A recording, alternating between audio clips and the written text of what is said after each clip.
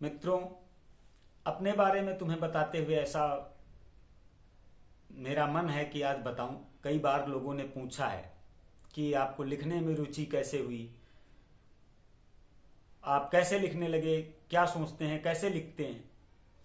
तो वही आपको बता रहा हूं। पहली बार मुझे लेखन का आभास हुआ कक्षा 6 में। मेरे एक अध्यापक थे जिन्होंने एक सरस्वती वंदना मेरे को सुनाई, तो मुझे कंठस्थ हुई। उसके जवाब में मैंने वंदना भी लिखी और सबसे पहली वंदना मेरी थी, ओ वीणा वाली मेरी मैया, ओ वीणा वाली मेरी मैया, तेरे ही हम सहारे हैं। ओ वीणा वाली मेरी मैया, तेरे ही हम सहारे हैं। तेरा आसन कमल पर है तथा तेरे कर में वीणा है। तेरा आसन कमल पर है तथा तेरे कर में वीणा है। तुझे हम मानते देवी दया की, तू भी सागर है सरस्वती। मानता तुझको तेरे भी कार्य न्यारे हैं। वो वीणा वाली मेरी मैया, तेरे ही हम सहारे हैं।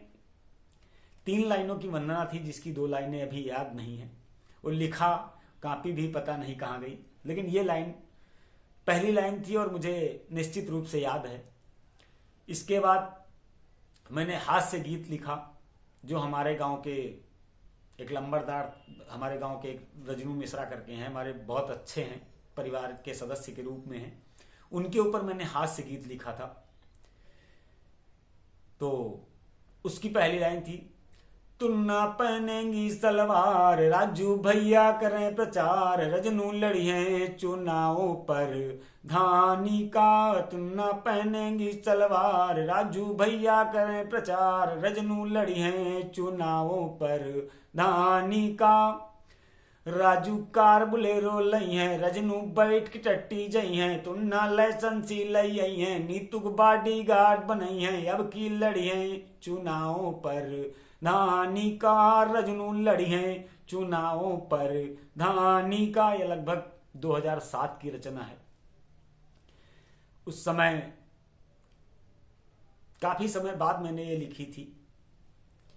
तो और कई लिखे गीत लेकिन याद नहीं, और पन्ने भी पता नहीं कहाँ चले गए, क्योंकि मेरी कोई फिक्स डायरी नहीं थी, जो आज तक भी नहीं है।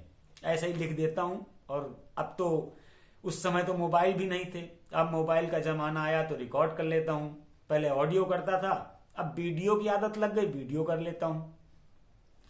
उसके बाद से मैंने बहुत सी रचनाएं लिखी, और सच कहूं जब भी मैं एकांत में होता हूं कुछ ना कुछ लिखता हूं, और मुझे लिखना बहुत अच्छा लगता है। मैं व्यर्थ में, अगर मैं अकेला हूं, कोई आसपास नहीं है, तो 100, और कापी और कलम मेरे हाथ में है, तो 100% मैं कुछ ना कुछ लिखूंगा। ये मेरी आदत है जो मुझे बहुत अच्छा लगता है। उसके बाद की संरचना तीसरी मेरी थी। मैंने उस समय श्री कृष्णा आता था और मैं देख के आया था, मणि की चोरी ओरी का भगवान के ऊपर आरोप लगा था। वही सोच के दिमाग में चल रहा था। उस दिन मैंने एक गीत लिखा था। बहुत कई कड़ियां हैं, लगभग 8-9 कड़ी की, 8-9 लाइनों की वो कविता है कि चोरी हुई मणि की, चोरी हुई मणि की, शोर जोर हो गया।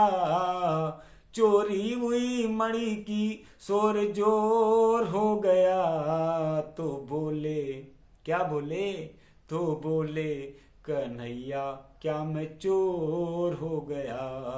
तो बोले कन्हैया क्या मैं चोर हो गया।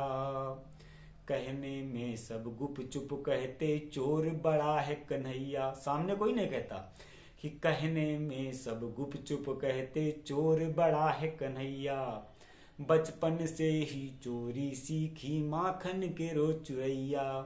बचपन से ही चोरी सीखी माखन के चुरैया। अरे चोर बड़ा ये सातिर, हाँ हाँ चोर बड़ा ये सातिर चारों ओर हो गया। चोर बड़ा ये सातिर चारों ओर हो गया। तो बोले कन्हैया क्या मैं चोर हो गया। ये कविता लिखी। उसके बाद अपनी ग्राम सभा में कई सारी कविताएं लिखी, हास्य गीत लिखे जो बहुत अच्छे लगते हैं। लिखना मुझे अच्छा लगता है बार बार। तो गांव के लोग भी सुनते हैं, बड़ा आनंद आता है। उन्होंने हमारा काफी उत्साहवर्धन भी किया है, किसी ने हमें कभी कुछ कहा नहीं।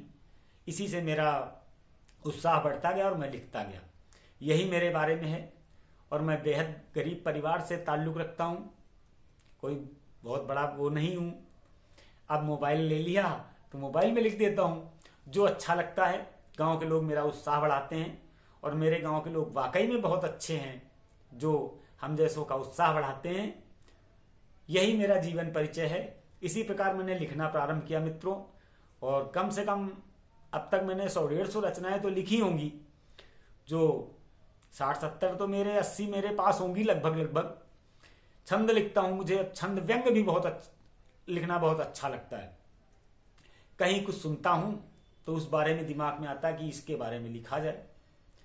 विशेषकर दहेज प्रथा के बारे में कई गीत लिखे जो मुझे अच्छे लगते हैं, और इसको मैं सामाजिक कुरीति मानता हूं। लोगों से अनुरोध करता हूं कि विवाह करें, दहेज ना मांगे, बिना दहेज का विवाह करें। एक पिता अपनी बेटी दे देता है, उससे बड़ा दहेज क्या होगा। यदि किसी पिता से उसका पुत्र मांग लिया जाए और बेटी के यहां रख दिया जाए तो उस पिता पे क्या बीतेगी। जो एक पुत्र का पिता है, एक बार सोचे कि अगर मेरे बेटे को कोई ले जाए मेरे घर से और मुझे 5 लाख रुपए दे दे, 10 लाख रुपए दे दे, तो क्या उसका मोल हो सकेगा? नहीं। वैसे ही बेटी भी उतना महत्व रखती है। इसलिए प्रयास करें, दहेज ना मांगे। जो सामर्थ्य होती है वो बेटी का बाप देता ही है।